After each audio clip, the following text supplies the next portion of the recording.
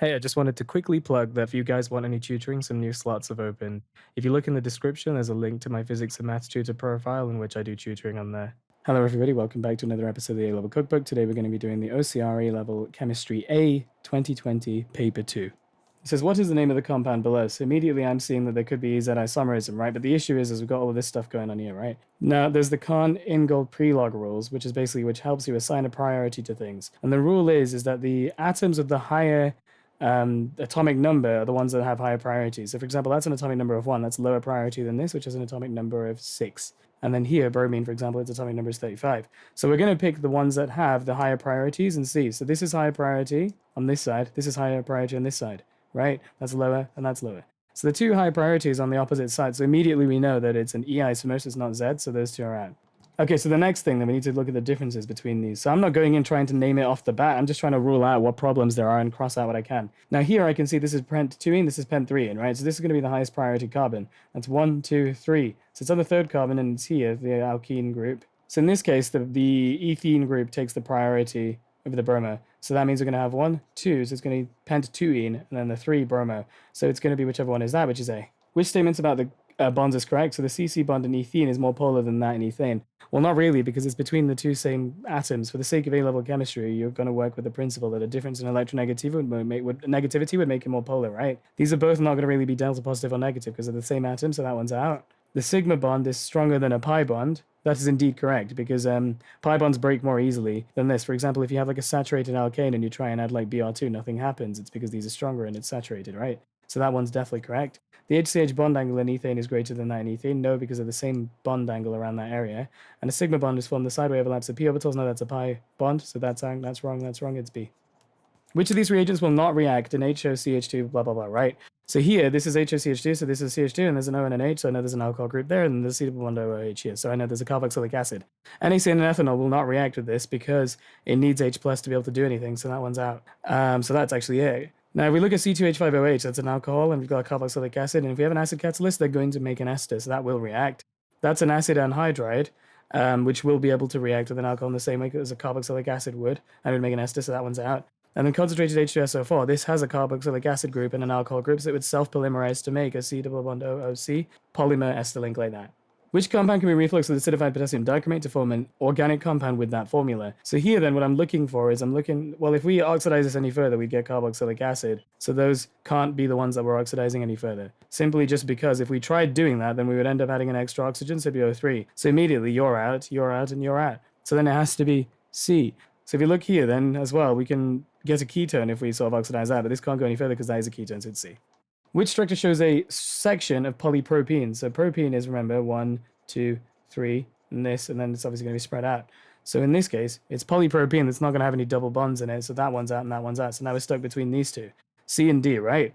Now if we have a look, that's this repeating non-stop, right? So it's this repeating non-stop. So it's these two, which is actually just 2 carbons, not 3. Whereas here, this is repeating, that's 3 carbons, so it's D. Which alcohol reacts with an acid catalyst to form mixture of stereoisomers, right? So if we're reacting alcohols with an acid, we're going to dehydrate them into alkenes, right? So we're going to have C double bond Cs. 3-methyl-butan-2-ol is 1, 2, 3, 4, 1, 2, 3, 3-methyl, and then butan-2-ol, right? So if we were to make a double bond, it would be here, or it would be there. Now the issue is, however, if we look at this molecule, is if we have C, C, double bond C, C like this, right? Then one of them's going to, they're essentially going to be the same on either side, so that one's immediately out. Now for pentan-1-ol, so 1, 2, 3, 4, 5, pentan-1-ol, that's what the C double bond B would be, so that one's out as well. Well, if you were to then, you could have one here, but then here you can't have a stereoisomer because it's full, it's got an H, 1, 2, 3, 4, so that one's out. So then heptan-4-ol, if we have a look, 1, 2, 3, 4, 5, 6, 7, 1, 2, 3, 4, so that's what the ol would have been. It could be here or here, which can give you EZ isomerism, which is D. Which of the following reacts with ethanoic acid and with phenol? So phenol can act as a weak acid, remember, and ethanoic acid is an acid, so we're going to react it with a strong base, so that one does. Bromine does not react with ethanoic acid. Calcium carbonate reacts with both, but it's not strong enough to react with phenol. And then methanol and an acid catalyst will make an ester there, but it will not with the phenol, so the only one it can be is A. So now it says, which isomer of C6H12O makes the smallest number of peaks in its carbon-13 NMR spectrum? So what that means is the lowest number of carbon environments. General rule of thumb is you want to look for something that has branched off methyl chains, and that's what's screaming to me right here. because this carbon, and this carbon, all three of them are going to be in the same environment, immediately making it lower than all the rest. So in that case, that's 1, 1, 1. There's a second environment, there's a third one, there's a fourth one. That's got 4 carbon environments. Most likely is going to be C. You can rapid fire just check that there's 1, 1, 2, 3, 4, 5. 1, 1, 2, 3, 4, 5. 1, 2, 3, 4, 4, 5. So it's C. Which is the structural formula for ethyl 3-methyl butanoate? So this is telling me the butanoate part's telling me the original carboxylic acid was this. So butanoic acid, right? Because every single one of these esters is going to have C double bond O, C, where that came from the carboxylic acid, the other side came from the ester. So in this case, it's going to be a C double bond O, that's like the butanoate part, but they've told you it's 3-methyl butanate. This is your first carbon, that's your second, that's your third. So it's going to be a CH3 here as well, right? And then the ethyl bit means that on the other side of this, you're going to have a CH2, CH3. So immediately here, I can see that's 1, 2, 3. That would have been propanoate, so that's out. That's 1, 2, 3, propanoate, that's out. This one is 1, 2, 3, 4, but that CH3 is on here, right? So that's 4 here. So that's actually 4 carbons, which would give you the butanoate. However, remember that this would have been the original, like the first carbon. We mark that as carbon number 1. So that would actually be 1, 2-methyl butanoate. So that one's out. This one can only be the one because this carboxylic acid group from the original thing, remember, butanoate would be the first carbon. So 1, 2, 3, and then there's a methyl on there and that, which is what we've drawn here. So it's D. What is the number of alicyclic structural isomers of C5H10, right? So C5H10, it's a cyclic thing, so it's going to be a loop with no benzene ring in it. So there's 1 already. What we can do is turn it into a square and stick a methyl group off of it, so that's 2. Then I could turn it into a triangle and have 2 separate methyl groups off of it, that's 3. Or I could put both of those methyl groups on one singular carbon, so that's 4.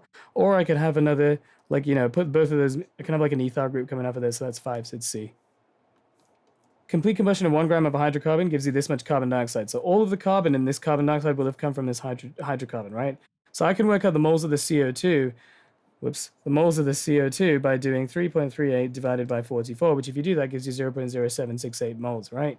I know that all of this has come from this hydrocarbon. So I can work out the mass of the carbon in the hydrocarbon by doing this many moles, 0.0768 times its MR, which is 12. If I do that, we get 0.9216. Therefore, the rest of this 1 gram must have been hydrogen. So 1 minus 0.9216 is going to be 0.0784 grams of this H2O that eventually came out of it, right? So we know that there's this many grams of this hydrogen, so then we can work out the moles of hydrogen, which would just simply be that, over 1, right? Then what you do is you can work out the empirical formula by doing the moles of ratio to each other. So that would be 0.0768 to a rate of 0.0784. And if you divide it by the smallest number, you should be able to tell that it's just 1 to 1. So the empirical formula is just CH, which is A. Okay, for the sake of time, I'm just going to skip this one out just because you can just count them all up. Just remember that some of these bonds will have lost. So for example, here it's lost 1, 2, 3 because it's a benzene. It lost 3 H's, and then here this will have lost like a couple as well for each bond it's made. Remember that each carbon can have 4 except in benzene. Just for the sake of time, I'm just going to go ahead and say it's just A just so we can skip ahead. Which of the statements are correct for gas chromatography? The components in a mixture can be identified by their retention time. That is indeed correct. The relative peak areas give the proportion of the components in a mixture. That is correct. And calibration curves can find the concentrations of components in a mixture. All 3 of those correct. Because what you can do is you can identify by how long it's spent in this mobile phase, in the stationary phase, and it will spend longer in that time, so it's going to spend more time or less. And then as well as that, the areas tell you how much of each thing there is, and also we can use that because we can put known concentrations of stuff to make a calibration curve of like areas to things and retention times, and then work out what it is, so it's definitely A. Which of the following makes propan 1-ol, which is a primary alcohol? So if we have an alkaline hydrolysis of 1-chloropropane, 1, 2, 3, the Br is getting swapped in an OH, so that indeed does it. Acid hydrolysis of propylmethanoate, if we do that, it will split into its carboxylic acid, which is methanoic acid, and then its respective alcohol. So that's going to give you propan 1-ol, so that does it. And then the acid hydrolysis of propanenitrile. When you're doing acid hydrolysis of a nitrile, you make a hydroxynitrile, so that doesn't work. So in that case, that one's out. So the only one it can be is A and B, 1 and 2, which is B. Which compounds can be prepared by reacting benzene with acyl chlorides in the presence of a halogen carrier? So this is electrophilic substitution, and an acyl chloride, right, is this, and your halogen carrier is going to nab that, and you're going to end up with a C double bond O that's got a positive carbocation. So it's whichever one of these is going to be attached to a carbon with a double bond O in it. So this one is attached to a carbon, but the carbon double bond O is next to it, so nope. Here, this has got a carbon and a double bond on it, so it can, and this one's got a carbon and a double bond on it as well, so it's 2 and 3, which is just C. There you go. The structure of hydrocarbon A is shown below. Hydrocarbon A can be reacted with bromine in the presence of ultraviolet radiation to make this. So here we have an alkane and we're doing ultraviolet radiation, so that should be free radical substitution to you. So it says, what's the systematic name for this thing? So the longest stem is 1, 2, 3, 4, right? So we know it's going to be bute something, right? In this case, it's an haloalkane, so it's butane at the very end. So at least we got that part sorted out. Now the bromine is going to take precedence here. It's going to be the most high priority one. So here we can see that we've got a 1, and then the bromine's on the second one. So it's going to be 2 bromo. The next is just filling out the gaps. So 2 bromo, because it's on the second carbon here. That's the second one, 2 bromo. And then it's going to be, there's a carbon with 3 methyl groups on it as well. So if we have a look here, the bromo would be here. The next one's going to be this with a methyl, and then that's not really a methyl group on its own because that's just the end of the chain, right? So what's going to be is it's going to be dimethyl butane. There you go. This has stereoisomers. So explain what stereoisomers are and explain what type this is. So we have the same structural formula, but different arrangement of atoms in space.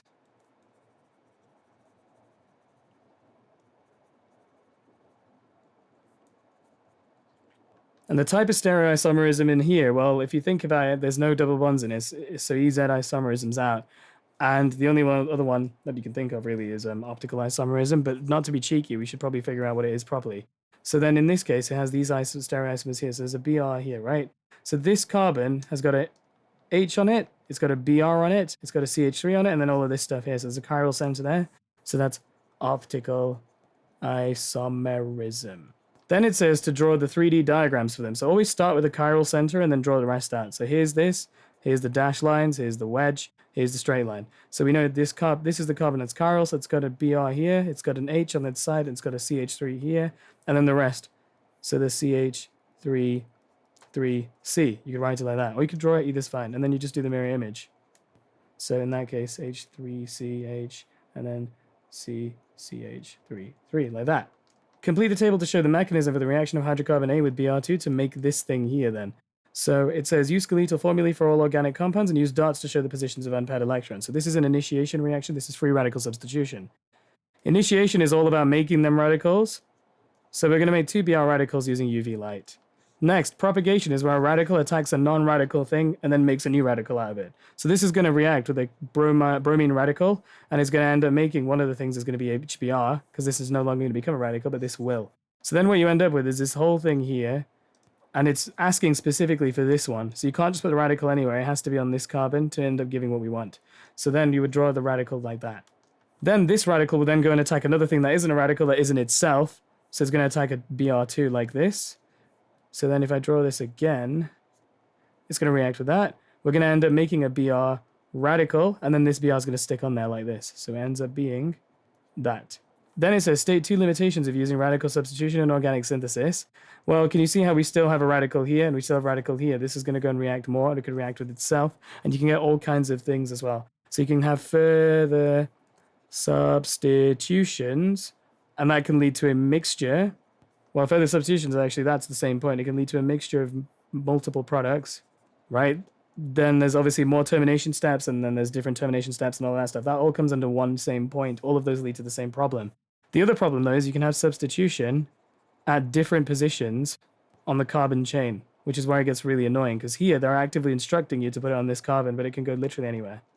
So compounds B and C are shown below, and they're unsaturated hydrocarbons with 9 carbon atoms. And it says compound B reacts with chlorine at room temperature, but C requires the presence of a halogen carrier. In both reactions, the organic compound reacts with them in a 1-to-1 ratio. Draw the structures of them. So they've told you that it's going to react with Cl2 in a 1-to-1 ratio. So we're going to stick, well, this one's an alkene, so it's going to be electrophilic addition. So all you've got is this, and you've got this coming off of it, and then a Cl, and then a Cl like that.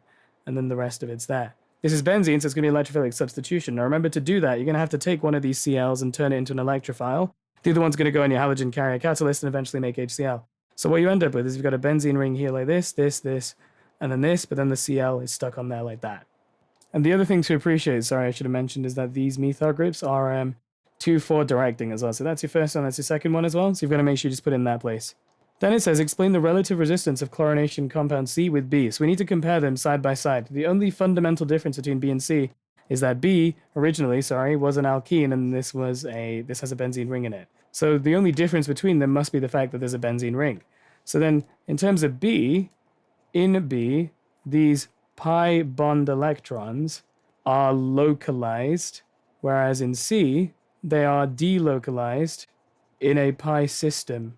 That still doesn't explain why, though. We need to think about why on Earth a localized, nice, lovely, fixed double bond here with a lot of electrons is more reactive and easily reactive, than this. Whereas this one's a nice ring of them, and for some reason it takes a lot more to get it to react. So it must be, the only explanation is that in B, the C1C electron density is higher, and therefore it's more susceptible, because both of these are requiring electrons to stick to them. Remember, electron pair acceptors are taking the electrons, so it's more susceptible to electrophile attack. So now it says outline the mechanism for the reaction of compound C with chlorine and show the role of the halogen carrier. So we've got C here, right? So the first thing we need to do with all of this is we need to generate an electrophile, otherwise what's going to react with it? So we use a halogen carrier catalyst like AlCl3, Al, BR3 or whatever you want, right? So then it's going to react with Cl2. We need to make an electrophile. So an electrophile, electrons, file attracted to. So we need something that wants to take electron pairs. It's attracted to them. So what happens is one of these Cls becomes AlCl4 minus, and the other thing you're left behind is Cl plus. That's the electrophile. So what happens is this electrophile is going to come along and attack this molecule wherever you want it to. But again, remember there's methyl groups on it, so it's T4 directing, so it's going to be at the 2 or 4 position. So what I'm going to do is, since I drew it here, I'll do it here. So what happens is Cl plus wants to take an electron pair. So the arrow, don't memorize mechanisms, think about what's happening in them. The arrow is coming from the ring to this to give an electron pair to it, right? Now you get an intermediate like this, but the problem is that ring has now just given electrons away and it's not happy. It's like, yo, where's my electrons? Because, it's just giving a whole pair away for free. So then to fix that, what happens is you've got an H here, and that's going to break and give its electrons away into the ring again. And then what you're left with is a lovely, rebuilt ring here with your Cl stuck to it and an H+, right? But we're not done. This is a halogen carrier catalyst, but we don't actually have it reformed. So what happens is that H+ reacts with AlCl4 minus, and it gives you HCl and AlCl3. And that's how it's a catalyst. There you go. And you would say that's a catalyst there. So an organic chemist has investigated compound D for a possible use as a medicine. The chemist proposes a synthesis of compound D from C. So we've got this nice little, methyl substituted benzene, and we've got an NH, double bond O, C, and stuff like that. So if I see C double bond O, NH next to each other, that to me is an amide link. So there you go. You need to be able to look at it straight away and see that. So then it says predict the number of peaks of the carbon-13 NMR spectrum of C and D. So the number of peaks, remember, is how many carbon environments you have. So in C, we've got one for this methyl, but that's the same as that. So there's one here, and one here. But then we also have a carbon here that's bonded to this methyl, and there's one here and one here, so they're the same. And then we have the carbons in between 3, 3, and 3. So there's 3 different carbon environments there, so there's going to be 3 peaks in C. Now for D, there's 1 here, and then there's 2 here, and then there's 3 here, but that's the same as that one, so there's 3 here. There's going to be 4, and this one's the same as that, so there's a 4. There's a 5 here, that's going to be the same as that, so there's a 5. There's a 6 here, and then this is not going to produce one, but then there's a 7 there, and there's an 8 here, so there's 8. So the chemist develops a 3-way synthesis from D from C, complete the flowchart, and then give the structures for the organic compounds and include your reagents. So starting with compound C, eventually you do something to it, and then you do something else with tin and HCl, neutralize it, and then all of a sudden you can do this, right? So immediately, if you look at this benzene ring here and here, there is a nitrogen stuck on it, and there's nitrogen not here. So we need to add a nitrogen on. So the only way that we can do that from the mechanisms and the sort of organic synthesis routes is by making this. So if I just draw this here, you're going to have an NO2 on here. We're going to nitrate, nitration of benzene, right? So in this case, the reagent is going to be HNO3, and we're going to use an H2SO4 catalyst. There you go. Now we can get closer to this, because now if we compare here to here, so when you're doing these mechanisms, just look, what am I getting to? What's different here? Here, NO2 to HN. We're going to have to turn that NO2 into NH2, right? We're going to have to reduce it. So in that case, we're going to get this. And that's already done for you with the conditions as well, the SN and HCl, and then neutralize it too, which is that. Now we have an amine groupy bit here, and then we've got an amide here. So we need to add something. But as well as that, can you see how we actually have an extra carbon here? We've got a C double bond O, CH3 stuck on here somehow. So you need to think in your head, how can I add something that will make an amide to this with a carbon in it? So the only thing that you can react it with has got to be an acyl chloride, which will react with an amine to make an amide. So that means this is what you will have added. So it's going to be CH3COCl, like that. So alcohols can be used to prepare organic compounds of different functional groups, and then HO, CH2 of whatever, right, can be oxidized to form this. State the reagents and conditions and write an equation for this oxidation. So always be able to identify what you got in here. So here we have 2 times the primary alcohol, right? And here we have 2 times a carboxylic acid. So if that's the case, we're going from a primary alcohol straight to a carboxylic acid, so we're skipping the aldehyde step. So it says state the reagents and conditions and write an equation for this. So in the equation, use O4 as an oxidizing agent. So the reagents and conditions you're going to need is K2CR2O7 acidified, And you also need to add the conditions. Those are just the reagents. The conditions is that you're going to reflux. The equation is compare what you have side by side and put what you already know in for every single equation first. I know that I'm going to have HO, CH2, 4OH on this side, and then eventually on the other side, I'm going to have HOOC, CH2, 2COOH, right? And they've told you to use O as the oxidizing agent. Now I need to compare side by side what we're going to do. So we're also going to make H2O as well. Every single aldehyde, like alcohol you jump to a COH with, you're going to make a singular H2O. Because we're going from two of these to two of those, we're going to have two H2Os on this side. Then you can just balance the rest out. You can treat that as if it's one oxygen. So here, 1, 2 oxygens, right? But here we've got 1, 2, 3, 4. So you've got 4 extra on the other side, including the original O's. So you can just write 4 there like that. You can treat it like that. There you go, done. Then it says, this is soluble in water. Explain using a label diagram why it's soluble in water. So what you would do is you've got to show that, well, there's OHs in there, so there's hydrogen bonds. So all you got to do is draw hydrogen bonds. So then I'm going to just draw this here, C double bond O, H, O, because remember this is the carboxylic acid, O, H, right? And then we need to show how the hydrogen bonds are forming. So delta negative, delta positive. And then it's just going to form a hydrogen bond between this and the lone pair of electrons of the water, because it's soluble in water. So what you're going to draw is you're going to draw an H2O as well here, like this. Delta positive, lone pair, delta negative, and the dotted line between the two of them. That's showing the hydrogen bonding there.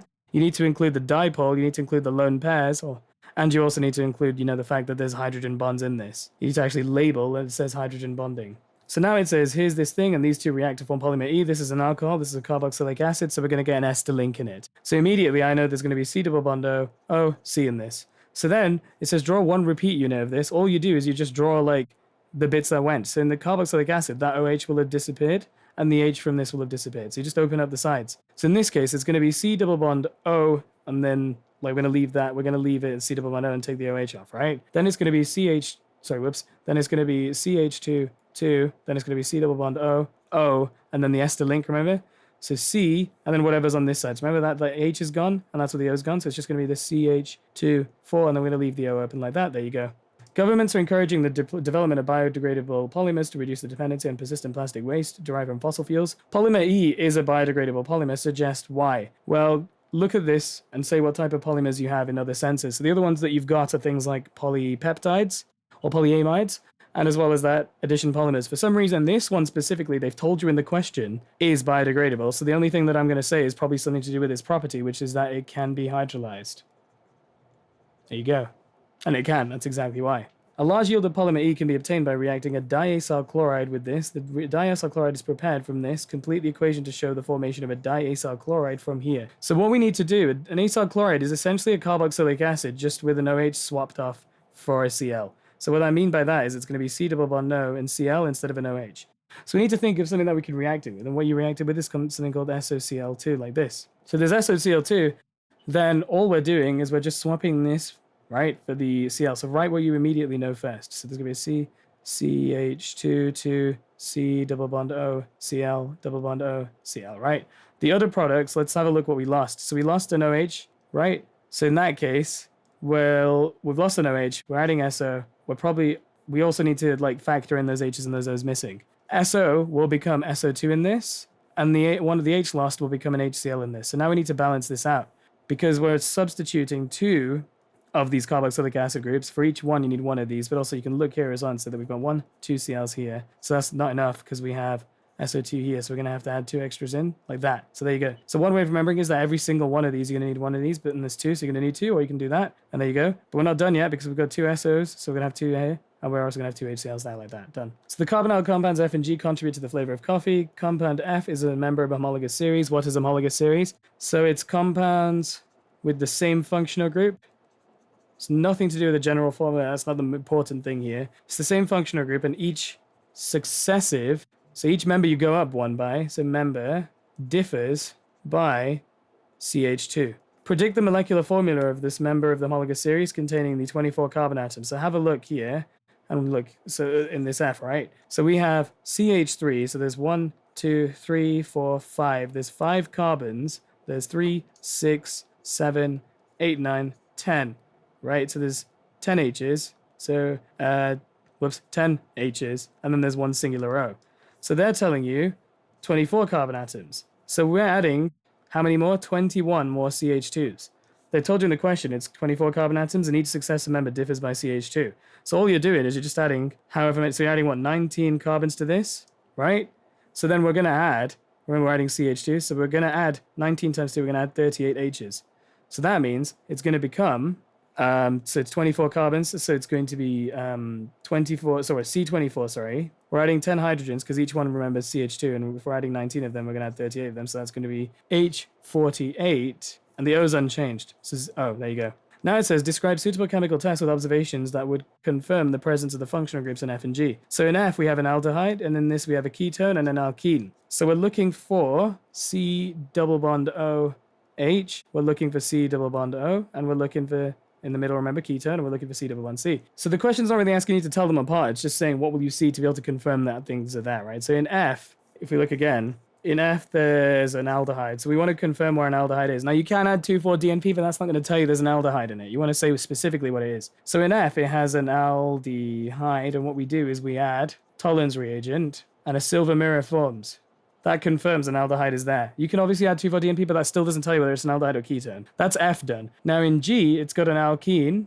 So what you can do is you can just add Br2, and it becomes colorless. There you go. And then in G, there's a ketone, right? So there's two things. You can add, here you would add 2,4-DNP, and it would show there's a C double bond O. But then adding Tollens reagent, there's no reaction. There's no point just adding Tollens reagent on their own and saying, oh, there's no reaction, must be a ketone, because how do you know there's a ketone there? It won't react with anything else that's not like an aldehyde in this context. So you have to still add 2,4-DNP here to show there's a C double bond O, and then say, well, okay, well, if I add Tollens reagent, it won't react, so it has to be a ketone. So now, compound F reacts with HCN using NaCN and H+. Outline the mechanism of the reaction with this, and then state the name of the mechanism, and then the structure of F has been provided, include relevant dipoles. So here we're going to make a hydroxynitrile. You should be able to recognize that adding acidified like cyanide ions will eventually lead to this. And the mechanism by which it's done is that the CN-, right, is a nucleophile. So we know it's going to be nucleophilic. The reason it's a nucleophile is because it has a lone pair of electrons that it wants to give to this carbon that's deficient in electrons. And we're adding on a CN-. Although, yes, this becomes a single bond, we're just adding it on, so it's going to be nucleophilic addition here. So then what we do is we need to draw what's doing all of this. So the mechanism here is that this CN- ion comes along and it's like, yo, I want to give you some electrons because you are electron deficient. And make sure you make that clear. When you're drawing mechanisms, you need to think about it in terms of like movements of electron pairs. Each curly arrow is a movement of an electron pair. Don't just memorize things, think about what's happening, right? So here, we want to stick it on this carbon. Why is it going to go for this one, not the other ones? It's because this is delta positive, that's delta negative. So what it does is it forms a bond here by giving its lone pair of electrons there. Now the issue is this carbon has too many bonds. It's like, uh-oh, I've got 5. I need to boot something off. It could boot off you, it could boot off you. But the reason it's probably going to boot off this. The way I like to make sense of it is that here, remember that all the electrons in this bond are already closer to oxygen than they are carbon. So it's almost like adding this CN- has added so many electrons, it's shoving them onto this oxygen. So it practically just takes the entire electron pair from the bond like this, right? So then draw what your intermediate is. So you have H3C, CH, CH3,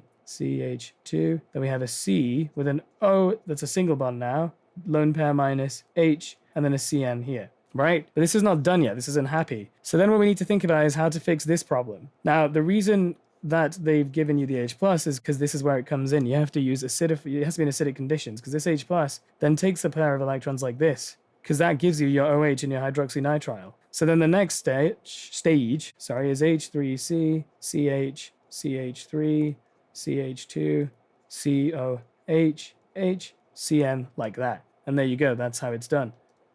When you're drawing this, you have to make it crystal clear it's going from the bonds and going to the atoms, or it's going from the lone pair to a specific atom. You can't just draw general arrows. It has to be very specific. Name of mechanism, whoops, nucleophilic addition.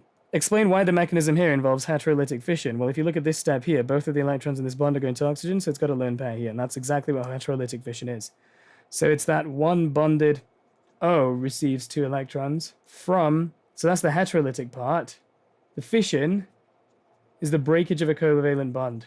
Because if I zoom in, let's say we have, for example, Cl and Cl, right? If it's homolytic, a half arrow ahead means one electron's gone from the covalent bond, you end up with 2 Cl radicals, an unpaired electron. Whereas if we do, that's homolytic, sorry, and then with heterolytic, it's both of them gone to 1, so you get a Cl with missing electrons and a Cl minus there, like that, with an extra pair of electrons. Cyclopentanol could be reacted to make this. Cyclopentene is the liquid at the boiling point of this. and a density of that. Fine. A student plans to make this much cyclopentene by adding cyclopentanol with an acid catalyst, which makes sense. We know this mechanism. The expected yield is this. So what they do is they do this preparation, set up a distillation. They then heat this gently, and a distillate containing impure cyclopentene is collected. Exactly that. The distillate has an aqueous layer and organic layer, and then they purify this from the distillate. The question says, calculate the mass of cyclopentanol that the student should use, and explain how pure high cyclopentene can be gotten from this distillate. So let's do the first step, right? So here they've told us in the question that they're going to put cyclopentanol, and it is eventually going to form cyclopentene, which they've actually given us in the equation there, and it's a 1-to-1 ratio, right? Now the goal is that they want to make 4 grams of this, right?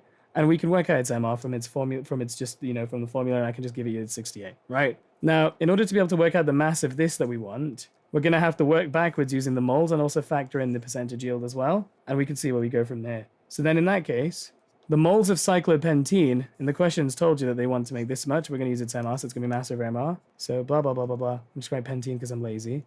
It's going to be 4 divided by 68, which is 0.0588 moles, right? However, this is where the expected percentage yield is 64%. So this is 64% of the theoretical, because that's what you actually get. So in order to get the theoretical, or what you would need to start with, you would do 0.0588 moles.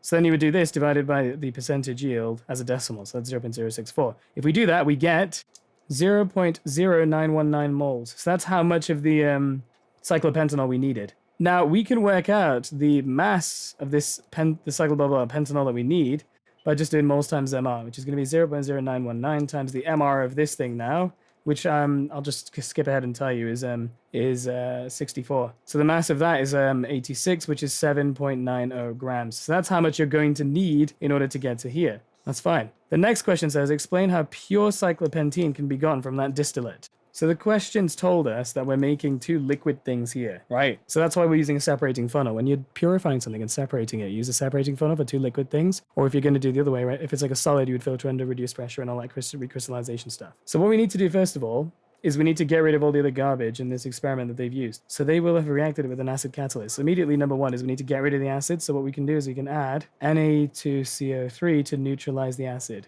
Then what you do is you add to a separating funnel, right? And then you're going to get 2 layers, the organic and your aqueous layer like this, and you have, that's so badly drawn, oh my god. You'll have an organic and an aqueous layer that you want to separate. Now, it's like oil and water don't mix, but it depends on what the densities of each thing is. You can't just say, oh, get rid of the aqueous layer or the organic layer. You need to say which layer that is, right? So in the question, they've given us a clue because they've told us that the pentene is liquid with this density. This is less than water's density. So the aqueous layer is more dense, so it's going to be at the bottom, and your organic is going to be at the top. So in this circumstance, the organic layer is at the top, so then you would remove the aqueous layer by opening the tap and collect the top part. Now, the problem is that we haven't gotten rid of every single bit of aqueous bit in this, right? So what we can do is we can add an anhydrous salt by name is what they need you to do. So we're going to use, I don't know, CaCl2. And then what you would do is you would swirl to remove water, all right, and other aqueous stuff. And then what you want to do to really purify and get rid of all the garbage in it is you would redistill at whatever temperature it boils at, which they told you was 44 degrees. So you would redistill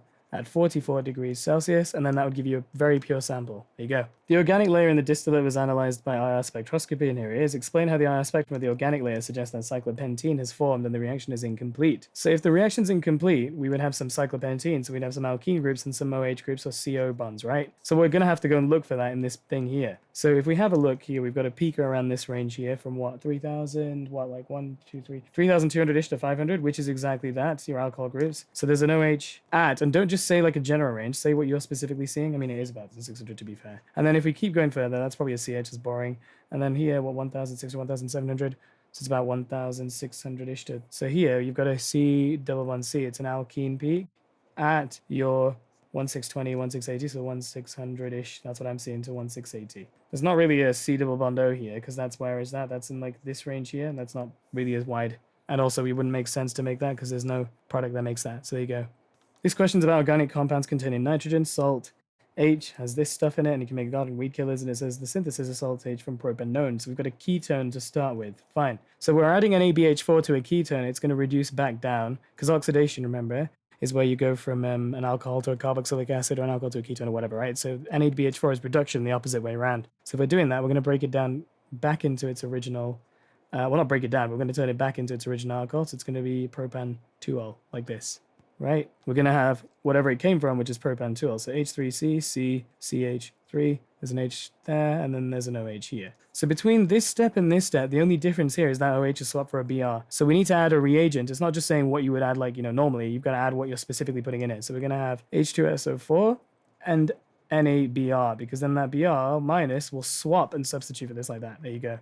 Then we have some mysterious gap in between, and then we suddenly end up here. So if you have a look, if you compare them side by side, these are the same, but this Br has now become NH3Cl. So the only thing that must have happened here is this must have swapped for something with NHs in it. And the only thing you could think of that can do that is NH3, which has a lone pair, which can then substitute in that sense, right? So in that case, it's going to be NH3, but you can't use it in water, because if you do it in water, then the OHs will just swap with that. So it's got to be dissolved in ethanol, because that won't do that. Then you will end up here. This is CH3, CH, CH3, and then an NH2. Not NH3, because it doesn't like to do the NH3 here. Then what you're doing is you're adding some mysterious thing, and we got this. NH2 to NH3. Remember that this can act as a base, so we need to add an acid that has Cls in it, so HCl. Because anything in the universe, right, that loses an H plus is an acid. Anything that can take it and accept it, so this NH2 here, that can accept it is a base, like that. In this case, I've drawn the groups there. That's why it's an NH3 and NH2. There you go. So aspartame shown below is an artificial sweetener used as a substitute, and it's got several functional groups. Apart from the benzene ring, what else have we got going on here? So immediately I can see that there is an ester. So there's one. Every ester in the universe looks like C double bond O, C. Don't just say C double bond O, because that could be a carboxylic acid. It's C. Then immediately every single C double bond O NH NH is an amide. So I can see that there. Every single C and H with no double bond O is an amine. And then every single C double bond OOH is a carboxylic acid. There you go. A sample of aspartame is hydrolyzed with aqueous acid. Draw the structure of the 3 organic compounds made from the complete acid hydrolysis of this. So when you're doing acid hydrolysis, you're breaking down condensation polymers, you're hydrolyzing them, you're putting water back in. So this is going to become its original things by inserting an H2O back in here. And the same for this as well here, right? So what's going to happen if you do complete acid hydrolysis is that's going to split up. That's going to split up to whatever it was. And that's the pieces we're going to make, right? So do it bit by bit. So here, this is where your carboxylic acid bit was. Well, your carboxylic acid bit was here, sorry. So all of that will eventually become a carboxylic acid again. So one of the pieces we definitely know is going to be like here, right? But then this is also an amide link, which would also break. So this whole chunk here is a carboxylic acid with an amine on the other end. So in that case, if I just zoom out so I can actually see it properly, we're going to have a C double bond O. So I'm just going to C double bond O, O, H, NH2, like this, and then the rest of it there. Right, but then here's an ester link. What's this joined onto? It's joined onto a singular carbon. It must have come from an original alcohol with one carbon in, so it's going to be H3COH, methanol. So then this whole other piece here, if we have a look at where it came from or what it emerged from, you can see there's a carboxylic acid here, there's an amine here, and then there's a double bond O, and then it's here. So this must have, because there's an amide link, right? The only way to make that in this sense is going to be using a carboxylic acid and an amine. So in that case, we have this, we have this thing here, sorry, which is a carboxylic acid on there. So you're going to have double bond O, OH, and then NH2, and then C double bond O, OH like this. There you go. So some people are concerned that aspartame may have adverse health effects, and it says a maximum safe daily intake is 1.7 times 10 to the minus 4 moles per kilogram. A typical adult has a mass of 75 kilograms. A typical can drink of this has aspartame. How many cans is allowed? So one can has how many moles? So N, the moles of 0.167, its mass in grams over its MR, which is going to be 294. So if we do that, the moles in one can is 5.68 times 10 to the minus 4, right? Now, in this sense, this is how many moles there are in one can. It says here the maximum intake is this per day in an adult of this many, in 1 kilogram of mass, right? So the amount in a day that you're allowed is going to be 75 times 1.7 times 10 to the minus 4 to work out the limit in moles, because this is how many moles you're allowed per kilogram, right? So I'm going to work out the moles in that, sorry, the moles, that's the limit. So that's going to be 0.01275 moles, right? So every can has this. This is how much you're allowed in a day. So then you're going to just do 0.01275 divided by 5.68 times 10 to the minus 4, which gives you 22.4. So you're allowed 22 cans. There you go.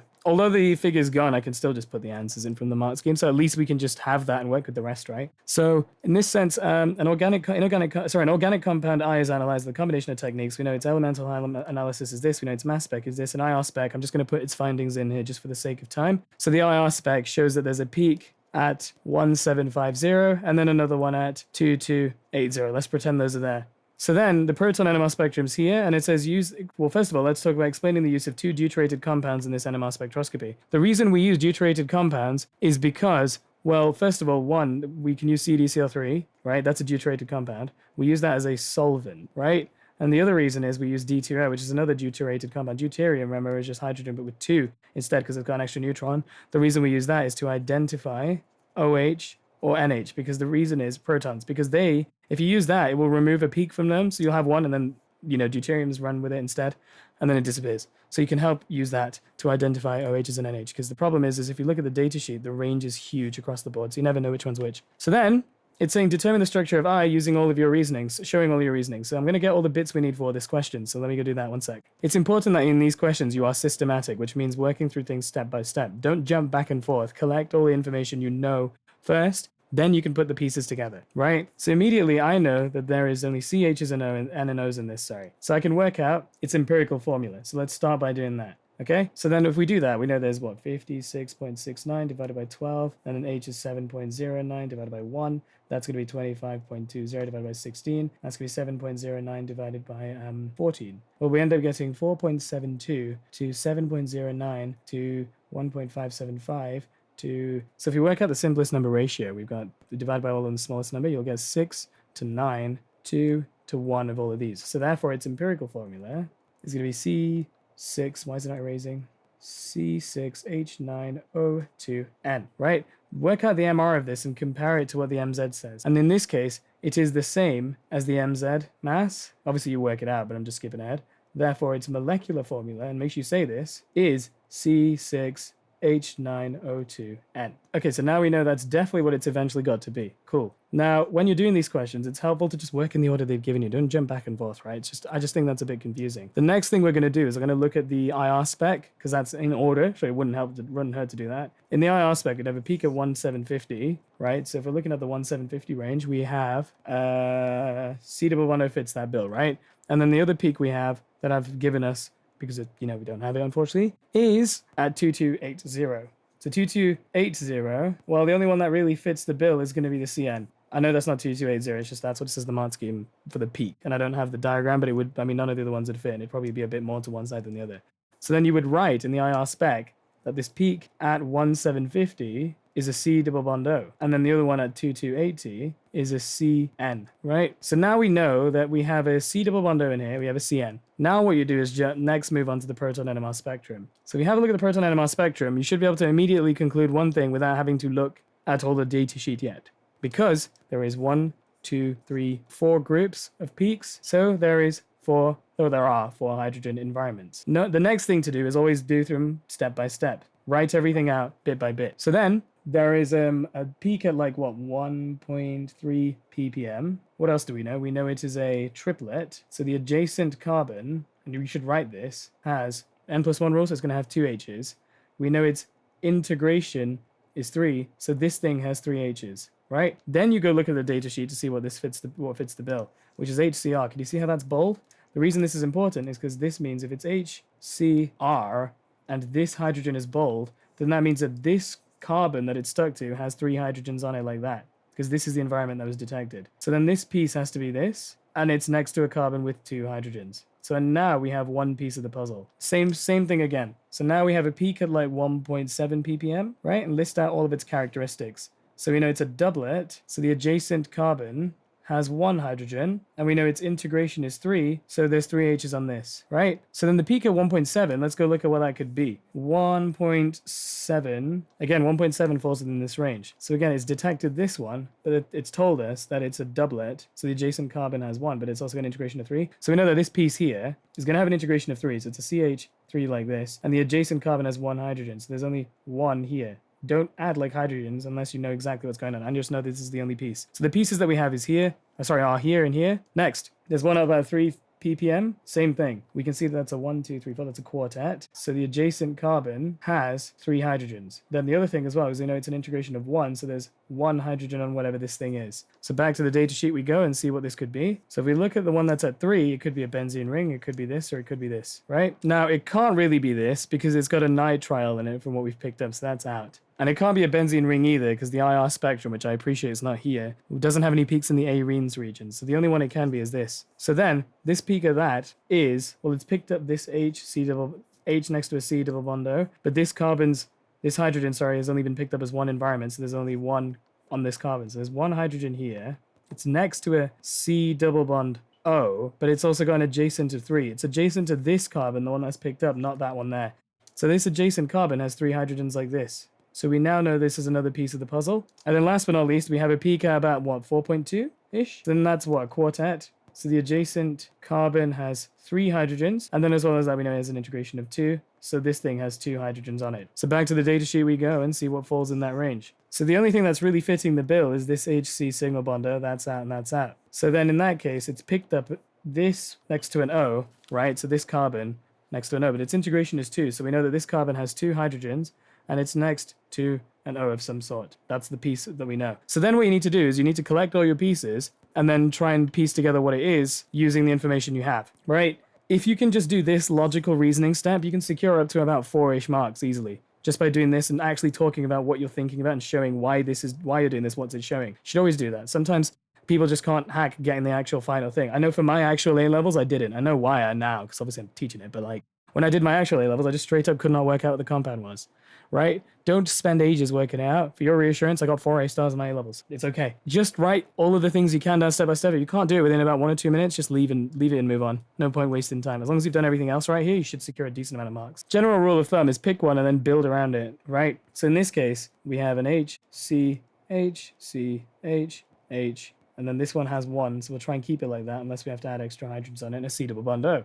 So we need to figure out anything we can do with this to fit the bill. So what if we had an ester? Maybe. So, okay, we can put an H here, and then we'll have a C double bond O, and that still fits the bill because none of these have an integration. The integration of 1 might be somewhere else instead. So just bear in mind that you're sort of following the pattern still. We have an integration of 3, we have an integration of 2, so we only got a 1 and a 3 left. So whatever's left over has to have a CH3 in it and a 1 hydrogen. So we can have a carbon with 1 hydrogen and a CH3. That will deal with those other integrations. And what's left? So 1, 2, 3, 4, 5, and we're left with a nitrile, which obviously wouldn't come up as its own peak like this. So that could be one of them. Then what you do is you confirm with the formula. Is it the same molecular formula? And also, is it the same number of hydrogen environments? Here's 1 hydrogen environment. There's 2, there's 3, and there's 4. So that fits the bill. So there you go. That's how you do that. So thank you very much. I hope that helps. Please like, share, and subscribe. You know the drill, and see you next time.